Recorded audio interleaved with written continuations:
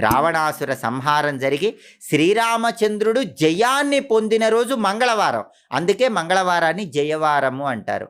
ఆ శుభవార్త సీతమ్మ వారికి ఆంజనేయుడు చెప్పింది మంగళవారం కాబట్టి ఆ మంగళవారం జయవారం అంటే ఆంజనేయ స్వామికి ఎంతో ప్రీతిపాత్రం. అందుకే మంగళవారం రోజు ఆంజనేయ స్వామి వారిని తప్పనిసరిగా పూజించాలి. అలా పూజిస్తే ఆంజనేయుడి సంపూర్ణమైన అనుగ్రహానికి ప్రతి ఒక్కరూ కూడా సులభంగా పాత్రలు కావచ్చు. కాబట్టి సింధూరంతో పూజ, తమలపాకులతో పూజ, మంగళవారం ఆంజనేయ స్వామి పూజ, అరటి పండ్లు నైవేద్యం, ఒక్కొక్క దాని వెనుక ఒక్కొక్క పురాణ కథను చెప్పడం జరిగింది. అలాగే ఆంజనేయ స్వామి వాహనం ఒంటె. చాలామందికి ఆంజనేయ స్వామి వాహనం గురించి తెలియదు. ఆయన వాహనం ఒంటె. అందుకే మనకు ఆంజనేయ స్వామి స్తోత్రాల్లో కూడా ఉష్ట్రారూఢాయ వీరాయ మంగళం శ్రీ హనుమతే అంటూ కీర్తిస్తాం. ఉష్ట్రం అంటే ఒంటె.